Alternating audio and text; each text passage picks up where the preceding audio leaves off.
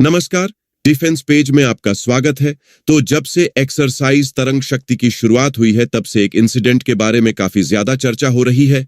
तो यह हम जानते हैं कि इस एक्सरसाइज में करीबन 10 फ्रेंडली नेशन एक्टिवली पार्ट ले रहे हैं। वहीं पर 18 यहां पर ऑब्जर्वर्स हैं। इस एक्सरसाइज के पहले फेज के लिए, जिसमें German air force, Spanish air force, royal air force और फ्रेंच एयरफोर्स शामिल है। यहां पर जर्मन एयरफोर्स, स्पेनिश एयरफोर्स और रॉयल एयरफोर्स के यूरोफाइटर टाइफून पार्टिसिपेट कर रहे हैं। German air force chief lieutenant general Ingo Gerhartz जो हैं, वह खुद इसमें पार्टिसिपेट कर रहे हैं और उनके द्वारा खुद करीबन 5 घंटे लगातार यूरोफाइटर टाइफून को सोलो फ्लाई कराकर जर्मनी से सुलर एयरबेस लाया गया है। और उनके द्वारा ही ये चीज कही गई कि इंडियन एयरफोर्स ने उन्हें सक्सेसफुली इंटरसेप्ट किया है और ये चीज LCA तेजस से करी गई थी। और यहां पर खाली यूरोफाइटर टाइफून को ही नहीं बल्कि रफाल को भी इंटरसेप्ट किया गया है। तो अब यहां पर यह सवाल उठ रहे हैं कि क्या LCA तेजस इतना कैपेबल है कि यह रफाल और यूरोफाइटर टाइफून जैसे प्लेटफॉर्म्स को इंटरसेप्ट कर पाए। और यहां पर हम तेजस मार्क 1A की बात नहीं कर रहे हैं, यहां पर हम तेजस मार्क 1 की बात कर रहे हैं जो कि इंडियन एयरफोर्स के साथ ऑपरेशनल है। तो अगर हम यहां पर कैपेबिलिटी का कंपैरिजन करते हैं, जहां पर हम इस प्लेटफॉर्म की फिजिकल परफॉर्मेंस को और एवियोनिक्स की परफॉर्मेंस को कंपेयर करें तो यूरोफाइटर टाइफून आपको तेजस मार्क 1 से काफी ज्यादा आगे दिखाई देगा। तो यूरोफाइटर का जो डार्क क्रॉस सेक्शन है ये खाली 0.5 मीटर स्क्वायर का बताया जाता है, जो कि टॉमाहॉक क्रूज मिसाइल के बराबर का है। LCA तेजस का जो RCS है वह भी यहां पर सिमिलर ही बताया जाता है, पर जो यूरोफाइटर टाइफून का रडार है वो ज्यादा एडवांस है। और जो मॉडर्न जर्मन टाइफून है इसमें कैप्टरी ईसा रडार लगाया गया है, जो कि एक्चुअली काफी पावरफुल रडार माना जाता है। और यह कहा जाता है कि यह F-35 को भी 60 किलोमीटर तक के डिस्टेंस से डिटेक्ट करने में सक्षम है।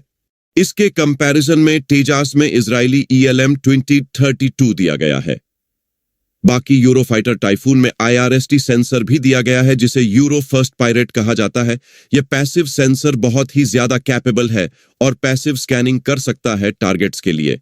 तो यह इंटेंस चैनल में भी हंड्रेड्स ऑफ किलोमीटर में टारगेट्स को स्कैन कर सकता है। इसके कंपैरिजन में LCA तेजस के पास कोई भी IRST सेंसर नहीं है। बाकी यूरोफाइटर टाइफून का जो सेल्फ प्रोटेक्शन स्वीट है वह भी काफी ज्यादा एडवांस है। इसे प्रिटोरिया कहा जाता है और इसमें आपके radar warning receiver, electronic support measure, laser warning receivers, electronic counter measure, missile approach warning sensor और काउंटर मेजर डिस्पेंसर सिस्टम मौजूद है।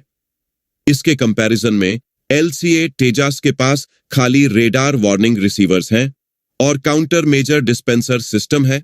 इवन अगर हम फिजिकल परफॉर्मेंस में भी आ जाए तो यूरोफाइटर टाइफून में ट्विन EJ-200 जेट इंजन्स लगे हुए हैं, जिसकी वजह से जो थ्रस्ट टू वेट रेशियो है वहां पर ये 1 के ऊपर आपको मिल जाता है और यह सुपर क्रूज करने में भी सक्षम है और अच्छा खासा पे लोड कैरी कर सकता है। साथ ही साथ यहां पर जो रेंज है कंपैरेटिवली वो भी ज्यादा है।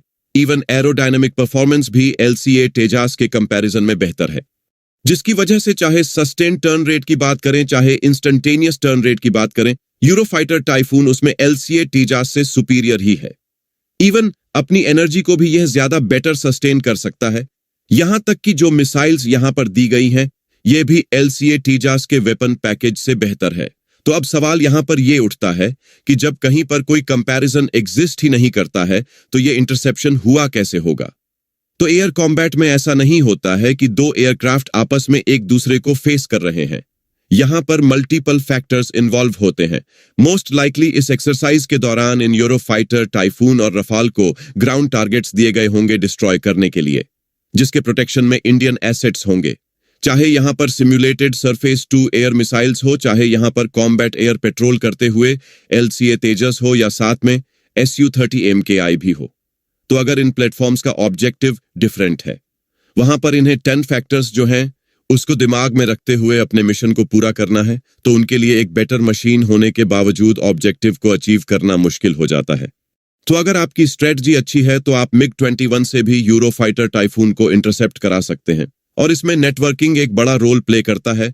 इसलिए इंडियन एयरफोर्स कहती है कि हमें डिफरेंट टाइप्स के प्लेटफॉर्म्स चाहिए जो कि डिफरेंट रोल्स में इस्तेमाल किए जा सकते हैं, क्योंकि हर प्लेटफॉर्म के अपने खुद के एडवांटेजेस हैं, डिसएडवांटेजेस हैं, पर कॉम्बिनेशन में यहाँ पर अगर स्ट्रैटेजी अच्छी हो तो इनकी कंप्लीट कैपेबिलिटी को पूरी तरीके से एक्सप्लॉइट किया जा सकता है। ऑल्दो बेटर मशीन्स आपकी स्ट्रैटेजी को और ज्यादा बेटर ही बनाएंगी, तो उनकी रिक्वायरमेंट एग्जिस्ट करती है, पर जो एग्जिस्टिंग सिस्टम्स है उनको भी सही तरीके से उपयोग करके अपने एडवांटेज में इस्तेमाल किया जा सकता है।